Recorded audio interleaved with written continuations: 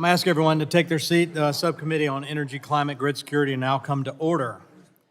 Chair will recognize himself for 5 minutes for an opening statement. First off, thank you all for being here today. We're going to pause just a minute and remember the folks in Hawaii and California, Florida, Vermont, everywhere that's been affected, and ask that you keep them in your prayers. And so subcommittee today is on keeping the lights on, enhancing reliability and efficiency to power American homes. Our goal in the Energy and Commerce Committee is to enact policy that delivers affordable, reliable, and clean energy to all Americans. Unfortunately, energy policy coming out of the Biden administration prioritizes the green transition over security and reliability. This July, the North American Electric Reliability Corporation, or NERC, released a report that identified energy policy as one of the biggest threats to the reliability of the grid.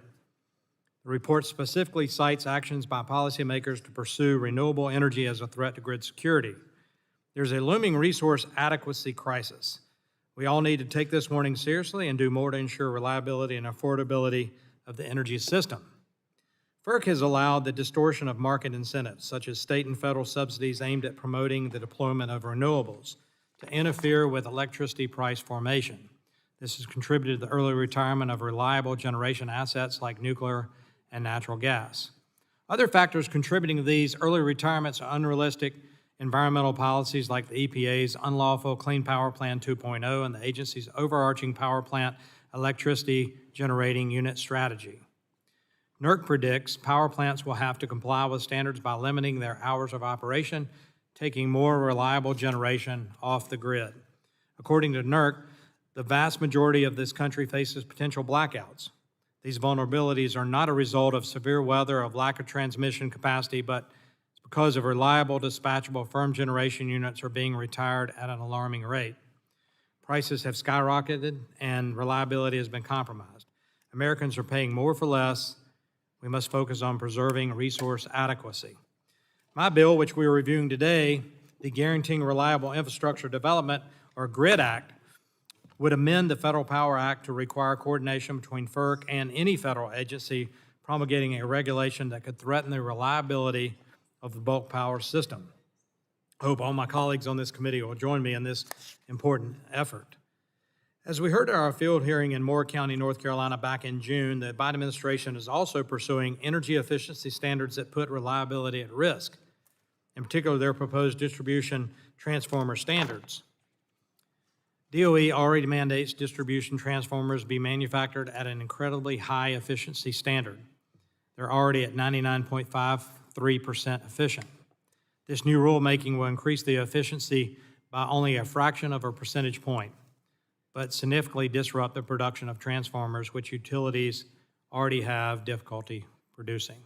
I know many of us on this committee have heard from our utility providers and developers about the shortage of transformers that allow manufacturing and residential development production to happen.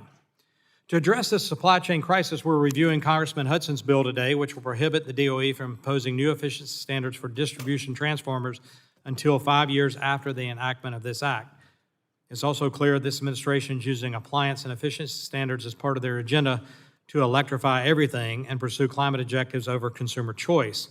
These new standards will increase the cost of appliances for Americans and limit the availability of consumer options.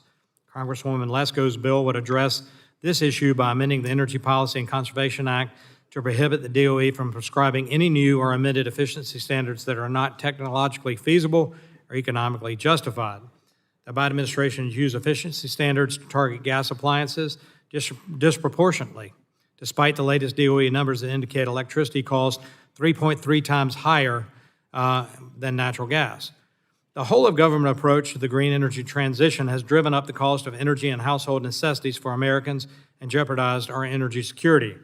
I look forward to hearing from our witnesses today on how we can reverse course and their perspectives on the bills we're reviewing today.